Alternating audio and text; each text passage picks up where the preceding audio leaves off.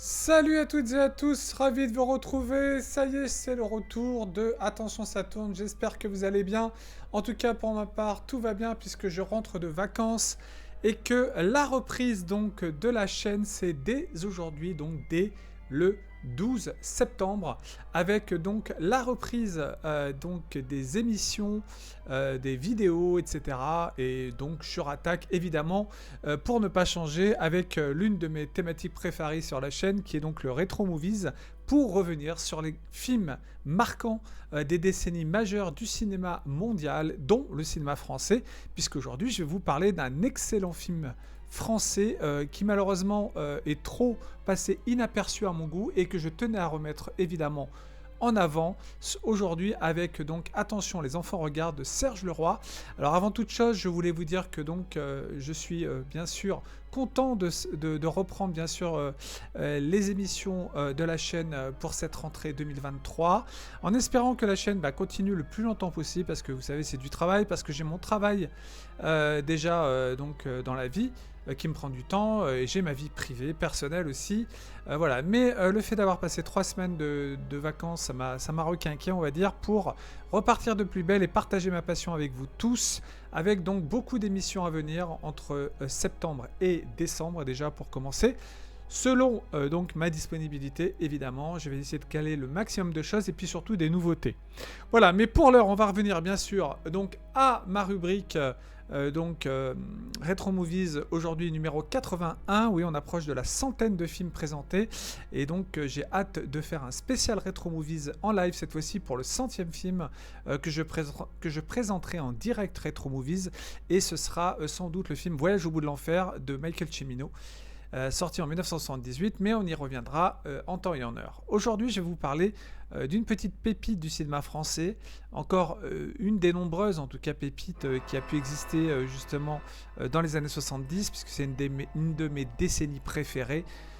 Donc voilà, vous entendez actuellement donc la musique de Éric de Marsan pour le film Attention les enfants regardent, donc réalisé par Serge Leroy, sorti en 1978, un film vraiment qui parle d'une thématique que je trouve absolument brillante quand elle est bien traitée. Ici, je trouve qu'elle est, en tout cas d'un point de vue scénario, vraiment bien écrite, et puis surtout en termes de direction d'acteurs, parce que c'est jamais facile de diriger des enfants. En tout cas, c'est un film vraiment original, avec un scénario qui offre un très bon suspense, mystérieux, et surtout, je l'ai oublié, j'ai pas parlé du personnage quand même important du film, qui est Alain Delon, évidemment. Enfin, son personnage dans le film totalement énigmatique à souhait, et qui ici obtient un rôle à contre-emploi. Un des rôles d'ailleurs que personne n'avait accepté en lisant le scénario, mis à part Alain Delon, qui a trouvé l'idée intéressante de jouer un personnage, comme je l'ai dit, plutôt mystérieux, qui vient, je dirais, faire terroriser une bande de gamins. Des gamins qui en ont sous le coude, mais vous allez voir quand je vais rentrer dans le vif du sujet en vous parlant un peu plus de l'histoire, qui en ont sous le coude, je vais vous mettre tout de suite le diaporama du film, qui en ont sous le coude et qui eux-mêmes sont, on va dire, pris dans une sorte d'engrenage à cause de cet homme qui va arriver dans leur vie suite à un décès, on va dire, qu'ils ont provoqué, plus ou moins. Voilà. Mais en tout cas, le film vraiment vaut le coup d'œil, parce que c'est un jeu du chat et de la souris qui va s'opérer entre cet homme machiavélique qui est joué par Delon et puis donc ses enfants qui vont devoir faire preuve d'ingéniosité, à être plus malins que lui pour essayer de changer la donne. Alors d'abord, pour vous resituer l'histoire, je vais bien sûr vous dire de quoi il retourne pour ce film, donc qui est réalisé par Serge Leroy, que j'aime beaucoup, un réalisateur que d'ailleurs mes deux films préférés concernant la filmo de ce réalisateur, c'est celui-ci et surtout La Traque, sur lequel je reviendrai dans un Retro Movies en direct, live, parce que vraiment j'estime qu'il est important d'en parler, de La Traque. C'est un film absolument marquant des années 70 qui vraiment laisse une empreinte quand même quand on le voit la première fois. En tout cas, moi, il m'a énormément touché, le film. Et je dirais que Attention les enfants regardent adopte un style tout à fait pareil, assez pessimiste, nihiliste quand même dans le fond de cette histoire. Et moi j'adore quand on traite les sujets avec beaucoup d'ambition. Comme je l'ai dit souvent à l'époque, les films français donc avaient ce côté vraiment, je dirais, d'oser aborder des sujets qui vont très loin, en tout cas des fois dans la thématique abordée. Donc ici c'est la persécution d'un groupe d'enfants par on va dire, quelqu'un de... on ne connaît pas réellement ses intentions quand il arrive pour s'occuper de ses enfants. Mais en tout cas, ses intentions sont plutôt, je dirais, de les mener à la baguette. Alors pour ça, je vais d'abord vous dire pourquoi justement il veut les mener à la baguette. Donc l'histoire raconte donc, alors que leurs parents donc sont en Irlande, 4 enfants, Marlène, Dimitri, Marc et Laetitia, donc qui sont âgés entre 5 à 13 ans. Voilà, la plus petite elle a 5 ans. Donc ils provoquent, je dirais, en quelque sorte la noyade de leur gouvernante espagnole qui s'appelle Avocados, voilà, dont l'autorité commence à leur peser.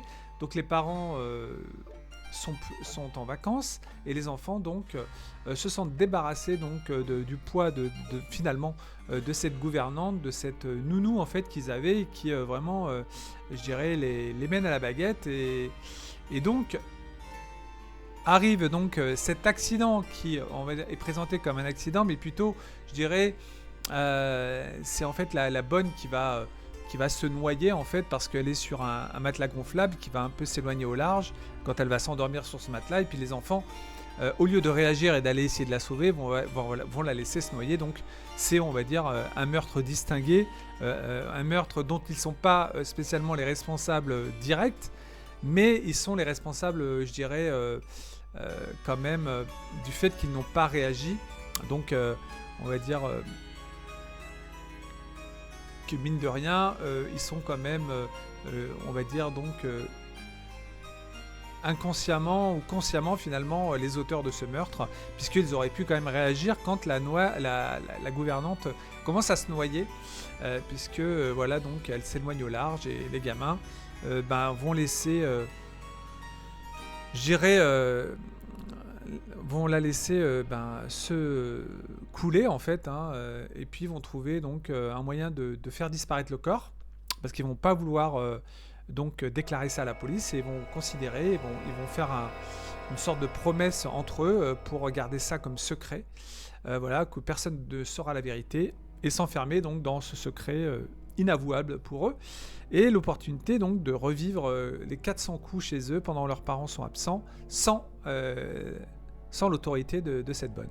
Donc l'opportunité évidemment de se retrouver seul les enchante, mais le problème c'est qu'un étrange individu donc, qui a assisté à la disparition de Avocados, donc cette nounou, pénètre dans la propriété donc, des enfants et très vite agit en véritable dictateur, n'hésitant pas donc à menacer les enfants avec les armes de leurs parents et puis en voulant aussi soutirer des informations comme par exemple les clés de voiture du père.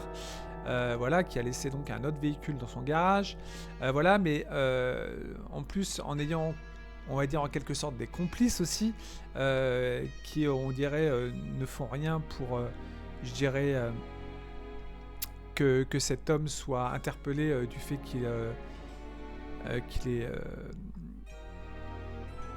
ait donc aucune connaissance de ce qui se passe par rapport au meurtre, alors qu'il se fait passer pour quelqu'un d'autre en fait quand la gendarmerie donc vient se renseigner sur l'identité de la noyée alors qu'il est déjà là.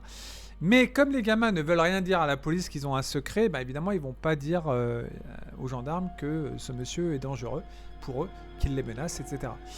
Voilà, donc l'homme prévient de son départ donc en menaçant en réclamant les clés de la voiture du père. Mais les deux aînés donc décident finalement, comme il ne part pas en fait, et qui décident de s'incruster, je dirais de jouer à son jeu, je dirais de maître de maison, de dominateur envers ses enfants. Donc les deux aînés donc des 4 enfants donc imaginent donc un assassinat, un nouvel assassinat. Cette fois-ci un assassinat beaucoup plus, je dirais préparé, plus direct. Voilà, donc ils essaient donc de monter un plan pour se débarrasser donc du personnage joué par Alain Delon, de cet étranger, hein, parce qu'on ne saura jamais son nom réellement. Il s'appelle, c'est l'homme, hein, mais on ne saura jamais comment il s'appelle, d'où il vient, pourquoi il persécute ses enfants. Bon, on se doute qu'il a un côté dérangé, perturbateur, cynique, en fait, qui s'amuse un peu avec la peur des enfants, puisque je dirais qu'il s'amuse un peu avec à les terroriser, puisque il les sait coupables, et donc il va jouer là-dessus pour pouvoir affirmer son autorité. Voilà, et donc ce film de Serge Leroy est un film assez surprenant, je dirais, jusqu'à la fin. Notamment la fin du film que j'aime beaucoup, moi, qui encore une fois ose ce que le cinéma français n'ose plus faire aujourd'hui, c'est-à-dire adopter un parti pris parfois justement assez sombre. Voilà, et donc de donner ce rôle à contre-emploi à Alain Delon, qui est parfait ici en homme bronzé, comme je dis, très énigmatique, qui ne donne jamais la raison précise de sa venue. Voilà, c'est à vous d'imaginer en fait qu'est-ce qui va se passer, pourquoi il agit comme ça. Mais on peut simplement supposer qu'il a des intentions belliqueuses, tout simplement, une intelligence aussi assez inquiétante dans sa façon de persécuter en fait ses 4 enfants. Mais les enfants, finalement, et c'est là que j'aime aussi le thématique de l'enfance aussi, qui n'hésite pas parfois à se débarrasser des adultes encombrants, comme le personnage d'Alain Delon qui devient encombrant dans leur vie, qui casse leur mode de vie puisque les parents sont plus là, qu'ils ont déjà inconsciemment provoqué la mort de la nurse, Avocados. Évidemment, là, les 4 enfants donc sont absolument géniaux dans leur rôle, qui donc vont finir aussi par quelque part à être, je dirais, à chercher à être plus malins en tout cas que leur tortionnaire adulte, qui est joué par Delon, voilà, avec qui le joue avec une assurance, son assurance tout à fait froide et glaçante, hein, qui lui collait à la peau dans certains personnages à Delon. Voilà. Et donc ici, on attaque aussi le thème, je dirais, de l'enfance, un peu, je dirais, avec un côté malsain, avec un côté qui n'hésite pas, dans son propre intérêt, à vouloir aussi, je dirais, ne pas avoir peur du monde adulte et essayer de s'en défaire. Parce que là, ils sont pris au piège par cet homme. Et donc, ça va être difficile s'ils ne réagissent pas, peut-être ils ne connaissent pas l'issue de leur propre vie, parce qu'ils pensent que cet homme est capable de tout. Donc ils pensent eux aussi qu'il faut qu'ils réagissent. Et c'est là où aussi on voit le côté, je dirais, comme je disais, malsain un peu aussi, dans pas mal d'œuvres des 70s, hein, des années 70 dans le cinéma français, avec des films qui osaient, comme par exemple Haine avec Klaus Kinski, que je vous conseille.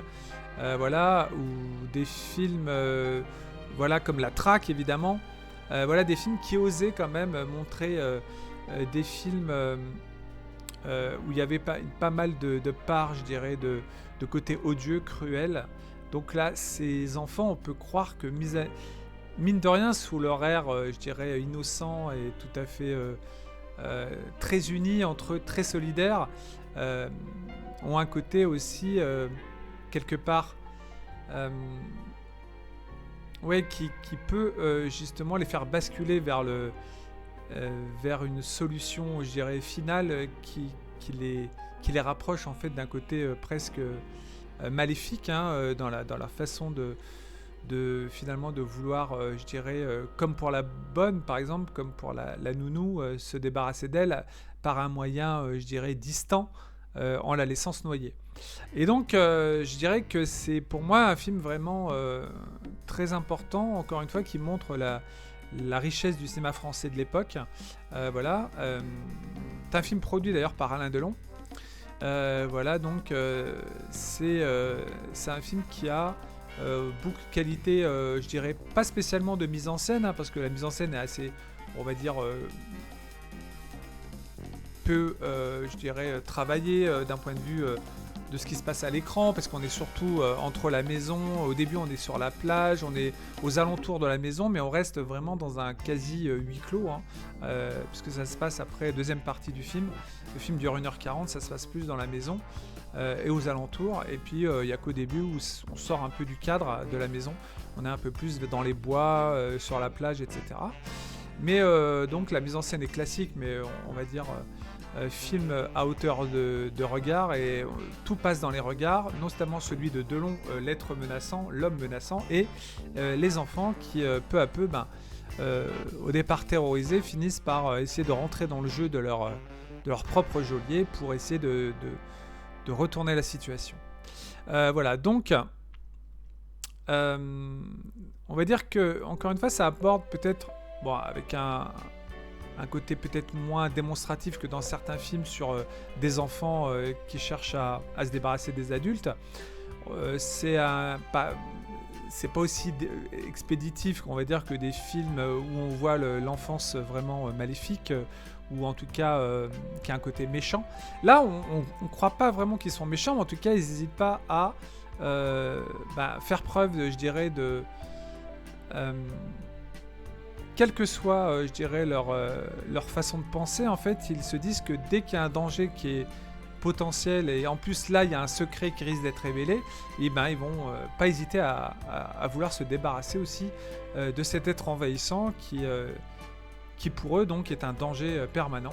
À tout instant, peut basculer et les dénoncer. Voilà, donc...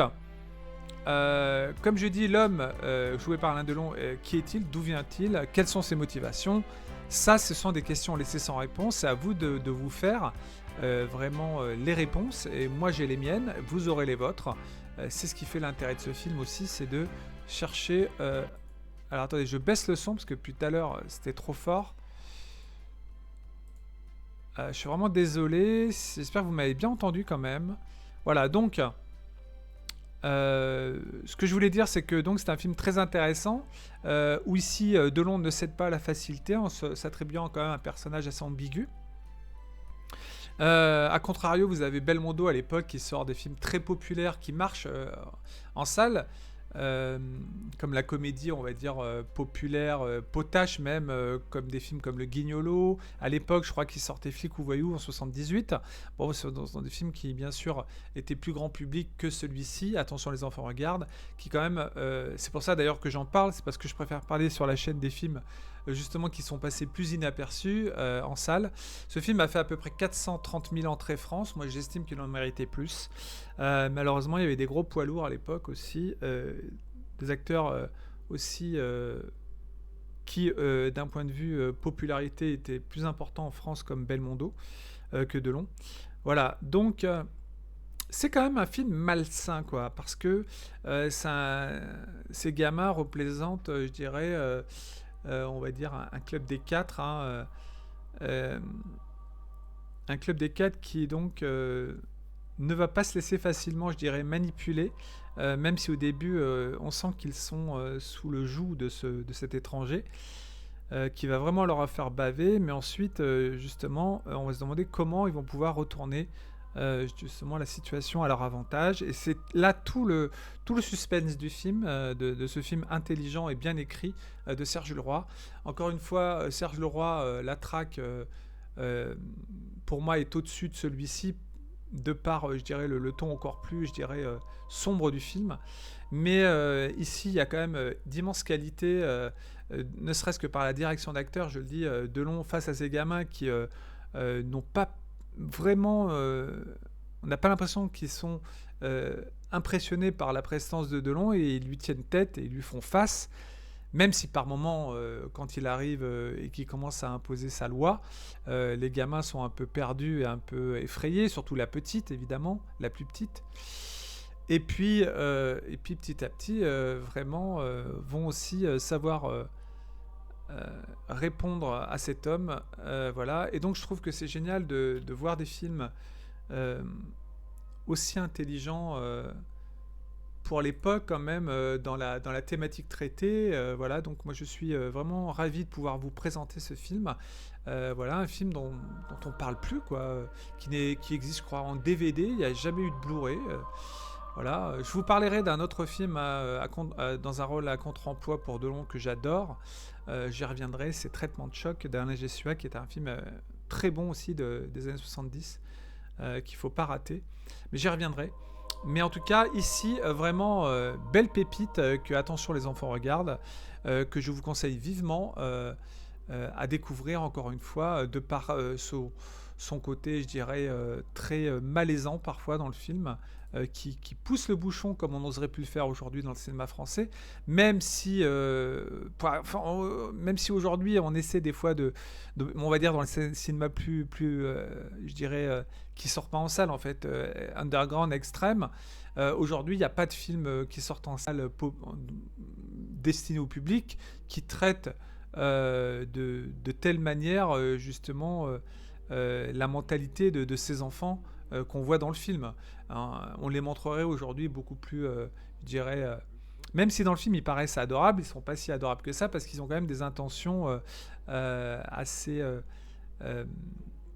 radicales quand ils estiment que tuer, c'est presque comme une nécessité pour eux, à force s'ils veulent s'en sortir. Bon, là, ils ont une raison.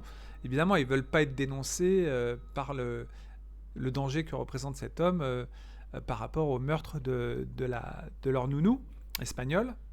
D'ailleurs, il y a des scènes excellentes au niveau des dialogues, vous verrez, notamment au début, quand les gamins subissent l'autorité de la bonne espagnole. Il y a des répliques qu'on ne retrouverait plus aujourd'hui dans le cinéma français. Il y a des choses qui passeraient plus, notamment par rapport au dialogue, puisque par exemple, un des gamins à un moment donné dit carrément à la bonne qui leur parle en espagnol, elle dit mais celle-là elle peut pas parler français comme tout le monde, qu'est-ce qu'elle fout là? Elle aurait dû apprendre à parler comme nous, ou alors retourner dans son pays, voilà. Vous voyez, de telles répliques aujourd'hui dans le système établi, je dirais, d'un cinéma qui a totalement changé la donne au niveau de ce qu'on peut oser dire ou ne pas dire, et ben ça on n'aurait pas aujourd'hui à cause d'une censure plus vigilante et surtout par rapport aux enfants. Aujourd'hui on n'oserait plus montrer des scènes avec des dialogues pareils, en tout cas on les couperait. Et c'est ça qui est dommage, et c'est pour ça que quand on reviendra sur le Direct Retro Movies du Vieux Fusil, donc le 12 septembre, ce soir, hein, puisque donc c'est ce soir que ça va reprendre. Voilà, je voulais vous dire que évidemment, on risque d'être surpris par la teneur de certains films, justement de cette époque bénie, je dirais, du cinéma français, qui osait vraiment des choses assez incroyables. Voilà.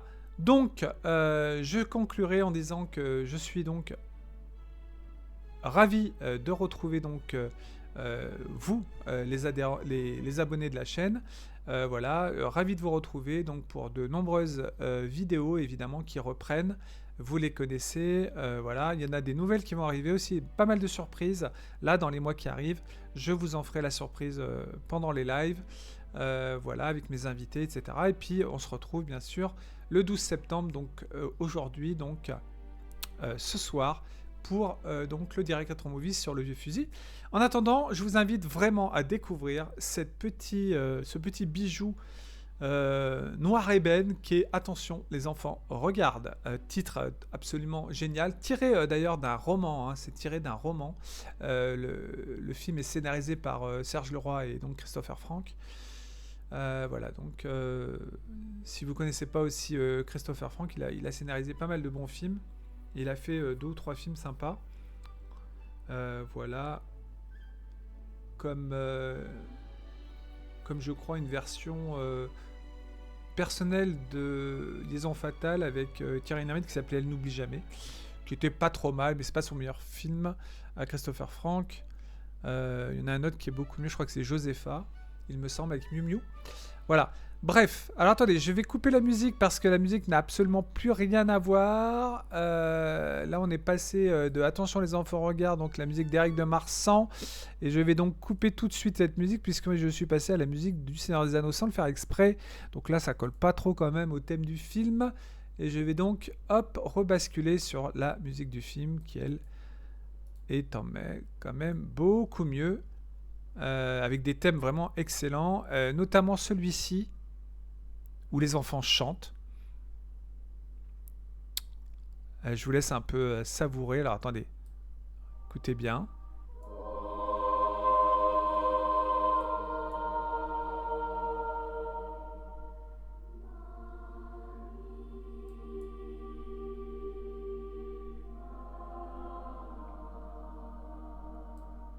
Voilà, c'est donc une véritable joie de pouvoir à nouveau vous faire connaître le grand cinéma français des années 70-80. Des années 70-80, pardon, j'ai levé un peu trop la musique, et de vous le faire partager, et bien d'autres films bien sûr, puisque je parle de cinéma vraiment international, et vous verrez que j'ai pas encore abordé le cinéma russe, le cinéma polonais, il y a des films incroyables, le cinéma tchèque, qui a aussi des pépites incroyables du genre, comme par exemple un film dont je vous parlerai bientôt, qui s'appelle Un jour un chat, et puis un autre film, qu'est-il arrivé à Jessica, je crois, où il faut tuer Jessica, enfin un film absolument génial, tchèque, enfin il y en a tellement. Voilà, donc on n'est pas prêt, cette rubrique n'est pas près de s'arrêter, je peux vous le dire. Et puis n'oubliez pas la reprise, bien sûr, de la rubrique Hammer Film jusqu'au numéro au moins, je dirais, je traiterai peut-être encore facile de 20 films de la Hammer que j'ai pas traité. Et puis je vous dis bien sûr merci à vous tous de me suivre sur la chaîne. Voilà, merci à vous tous, et puis ravi de vous retrouver pour cette rentrée 2023. Comme j'ai dit, je suis très occupé, j'ai ma vie privée, mais j'ai aussi les jeux vidéo qui me prennent du temps parce que je suis passionné par les jeux vidéo. D'ailleurs, je voulais vous dire qu'il y aura une nouvelle rubrique consacrée un peu aussi à l'actu du jeu vidéo, pour parler des films, des jeux qui sortent. Et oui, c'est une nouveauté, parce que le cinéma et les jeux vidéo, c'est souvent assez, je dirais, proche. Donc, je me suis dit, pourquoi ne pas coller, je dirais, sur la chaîne Attention ça tourne à des jeux qui ressemblent à des jeux cinématographiques, tout simplement. Voilà, et d'en parler. Voilà, merci à tous de m'avoir écouté. Je vous dis à très bientôt sur la chaîne. Voilà, la chaîne donc qui repart de plus belle pour cette rentrée 2023. Merci à tous, bonne fin de journée. Et puis à très vite sur la chaîne. Et sur le blog, n'oubliez pas, le pouce aussi vers le haut, merci, ça m'aide. Et puis, bien sûr, n'hésitez pas à vous abonner. Voilà, rejoindre la chaîne si ça vous intéresse. Et puis, on se dit à très vite. Bye bye.